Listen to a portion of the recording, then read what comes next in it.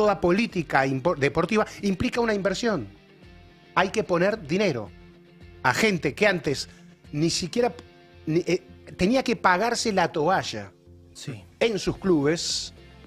Había que darle entrenador, kinesiólogo, médico, concentración, preparación para un primer capitán que ganó un mundial en la Argentina y que hoy vivo cumple 100 años. Manu, todo tuyo. Sí, señor, hoy cumple 100 años Ricardo Primitivo González y yo creo el que... negro. Exactamente, el negro. Yo creo que mucha gente se preguntará quién es, más allá de los casi 70 años que pasaron de aquella gesta, también porque en algún momento la Argentina le dio la espalda a Ricardo y a todo el equipo, a Pichín Furlón y bueno, todos los jugadores de aquella selección.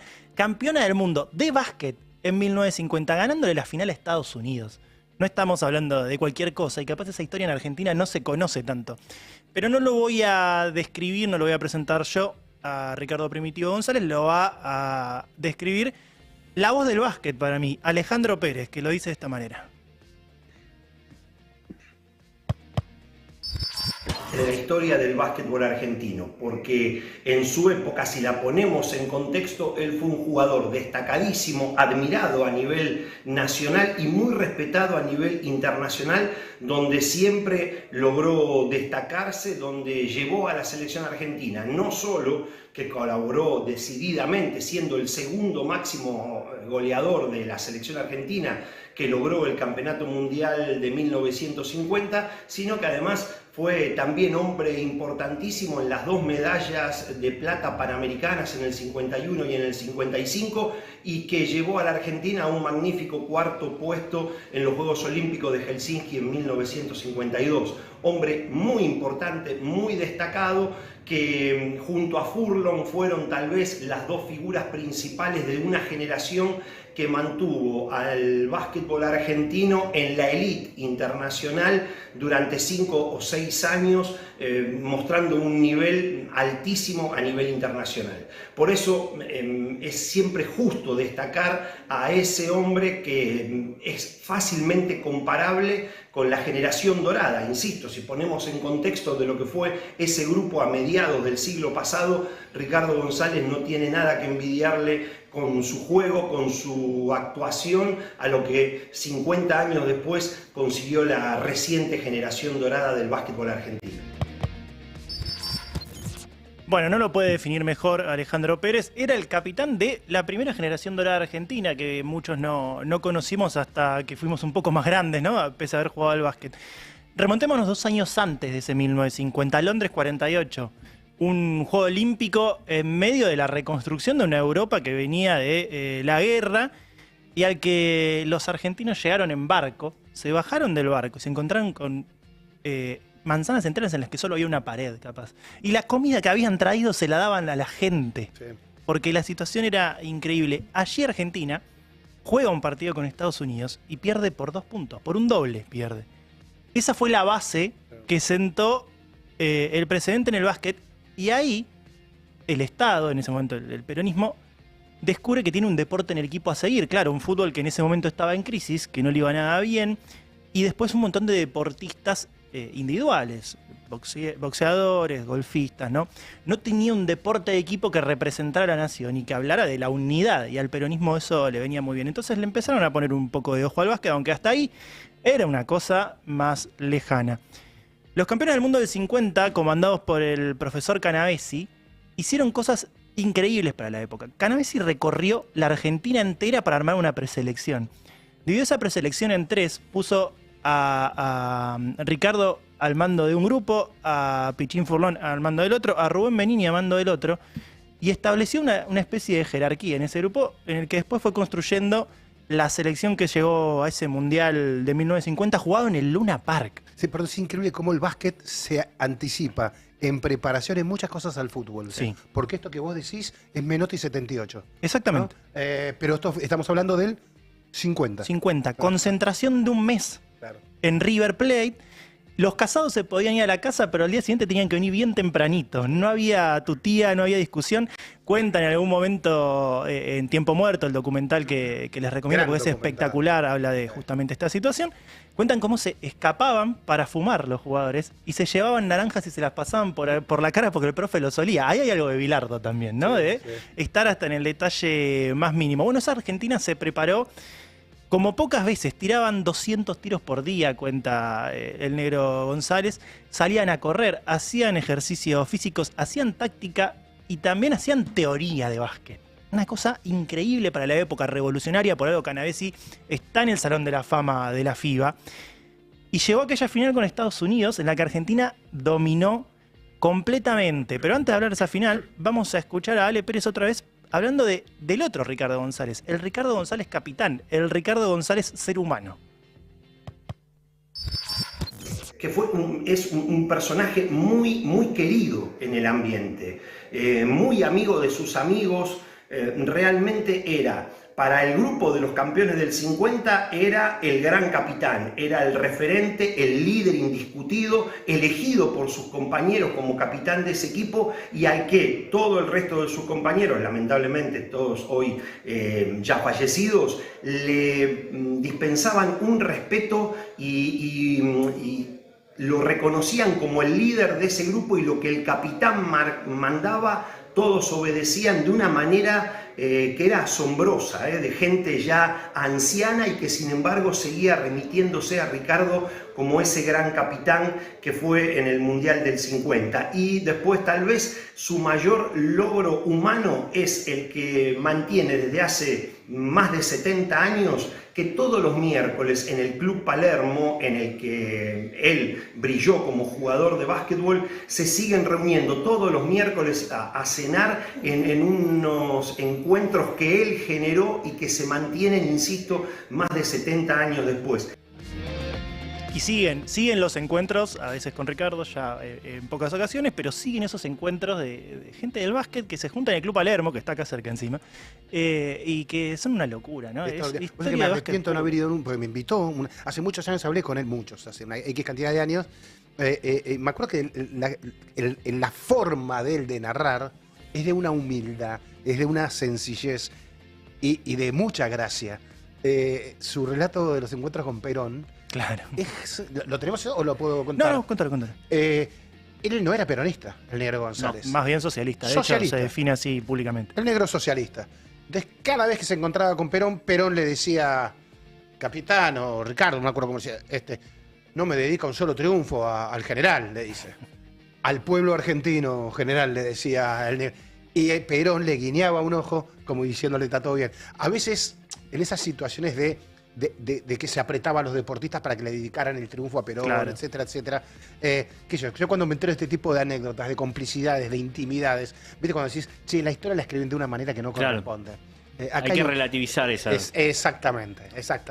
Toda una vida jugando en el Club Palermo, toda una vida juntándose a comer en el Club Palermo, a cantar también porque tocan el piano y todo.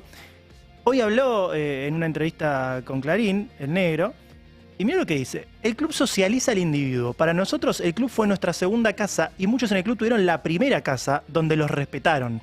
Se los educaba y aprendían a ser buenas personas. Es una pena que cada día queden menos clubes donde los pibes vayan a la canchita de fútbol o de básquet. El negro, que también llegó a jugar en Chacarita en las inferiores y tuvo que elegir a los 13 años si seguía en el básquet o en el fútbol, dijo, me gusta más el básquet. En un país completamente futbolero, claro, ¿no? Hay que contextualizarlo. Quizás su carrera hubiera sido otra, su vida hubiera sido otra, o no también.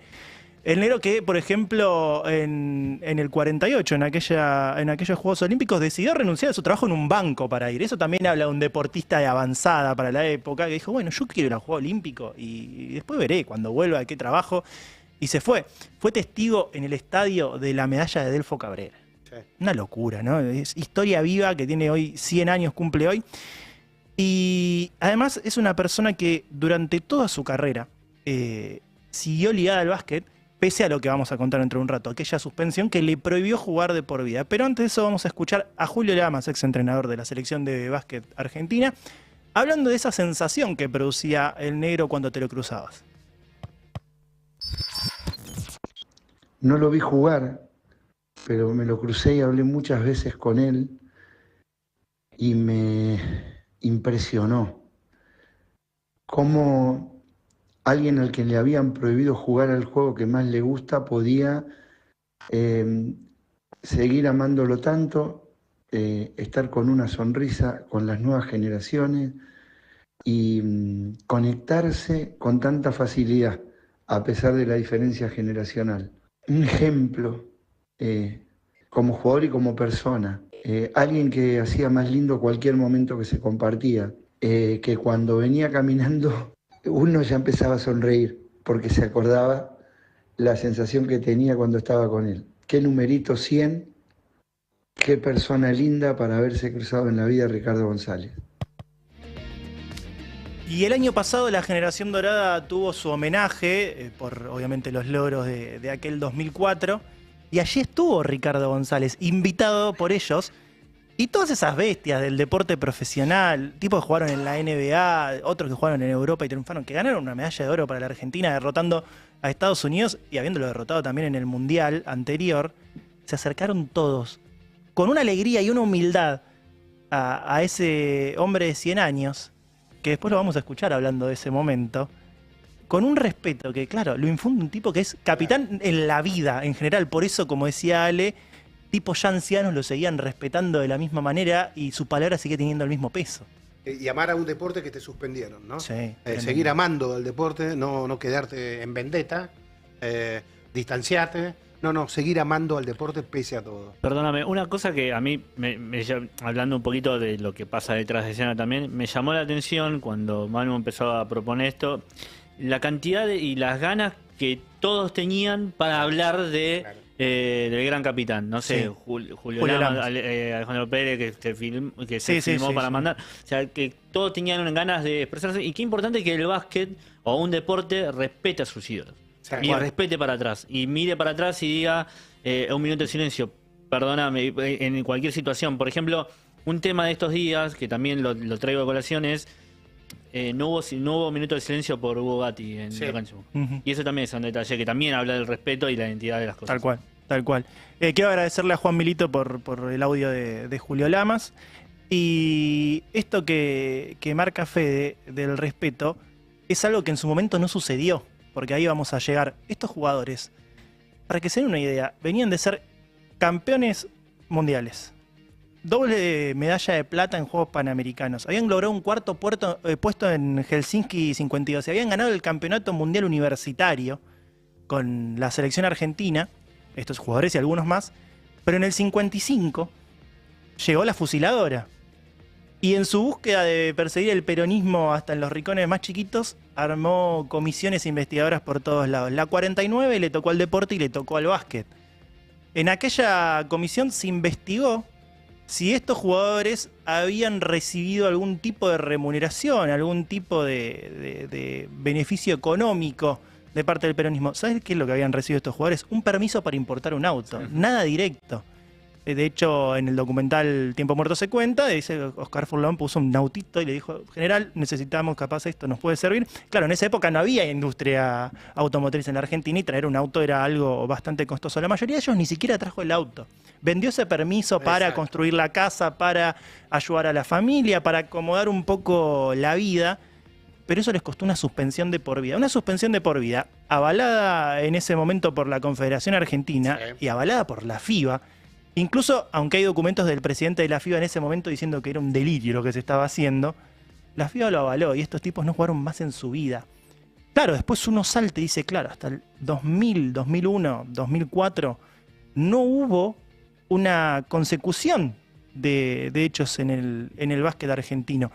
Pero vamos a escucharlo a estos mismos jugadores en el número 5, hablando de cómo fue esa suspensión y qué provocó, cómo se cortó esa cadena de jugadores que iban evolucionando el básquet y pasaron 50 años después. Escuchen.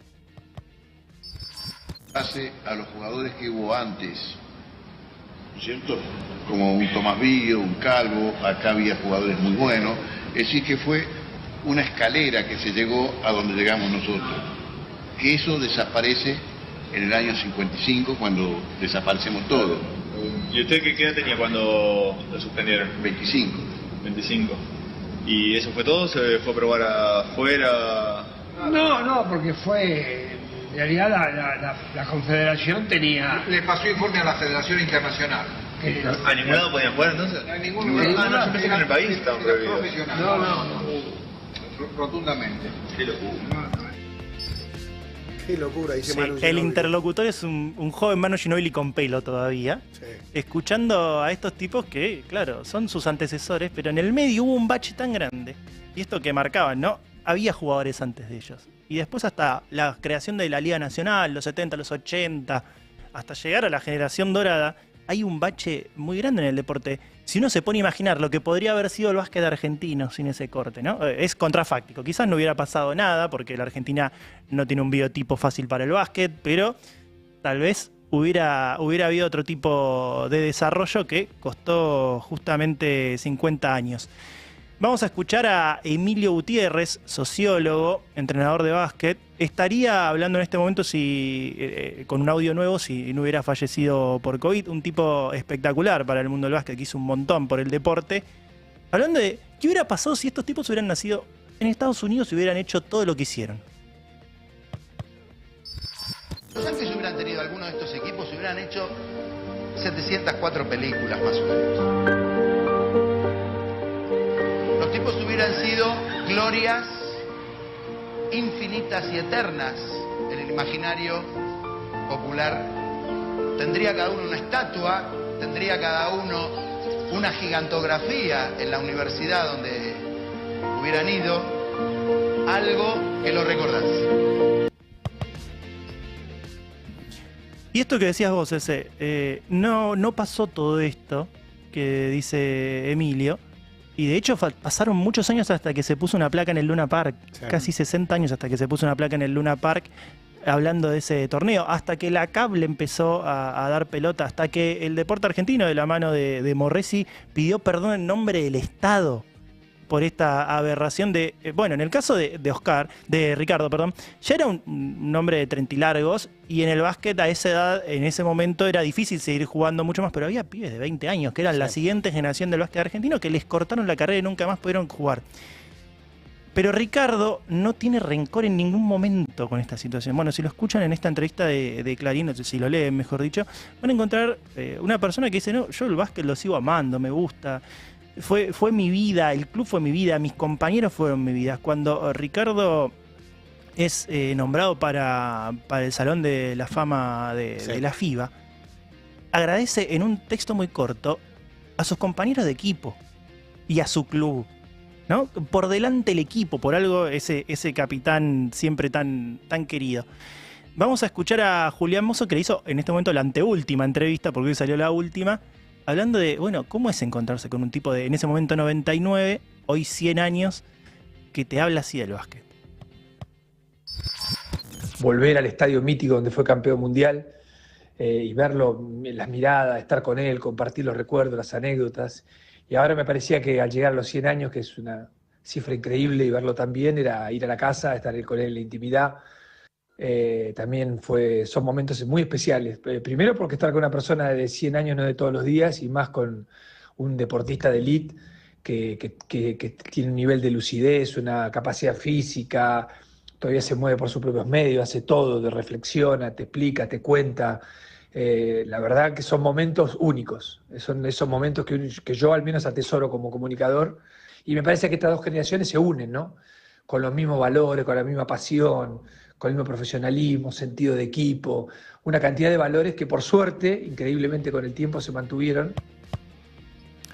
Se cortó esa cadena en algún momento, pero de alguna manera se unió igual, ¿no? En esto que decía Julián Mozo, si yo llego a los 50 años como llegó Ricardo a los 100, me considero hecho. Y tengo una linda sorpresa, porque Julián Mozo también nos consiguió el propio Ricardo González. ¡Qué capo! Hablando en primera persona, escúchenlo. Bueno, esas cosas no se olvidan jamás, ¿no? Y es un privilegio llegar a los 100 años, ¿no? Lástima que estoy del Mundial, y compañeros de Palermo de aquel tiempo tampoco tengo ninguno. Así que no me puedo quejar. Pero siguen los compañeros del básquet, como me hicieron sentir hace un año lo de la generación dorada, no me olvido jamás. Había ido a ese lugar donde hicieron y bueno, inolvidable para mí esa noche. Una cosa, me volvieron todos mis recuerdos nuevamente a la mente. Uf. Gracias, Julián Mozo. Sí, muchas gracias, Julián. Muchas gracias, qué emoción. Espectacular. Escucharlo. Intuyo que será la casa en el barrio Botánico. Supongo. Esa, donde hace unos años contaba, me abrió un cajón y me dijo, mira, por estos cubiertos me querían meter preso. Había traído cubiertos, un juego de cubiertos de importación y entonces como no habían pagado los impuestos porque tenían la autorización para no hacerlo, me pidieron los cubiertos, que mostrara los cubiertos para suspenderme por toda la vida. Sí, señor. Mirá a lo que llegó. El odio hecho no gobierno, hecho dictadura. Quiero agradecerle a Julián Mozo y también a las pelotas Europarís, que fueron los que nos cedieron obviamente este video, y desearle un feliz cumpleaños a Ricardo, ¿no? Claro, que ya se termina ese día. Felices sean, qué increíble decirlo así, ¿no?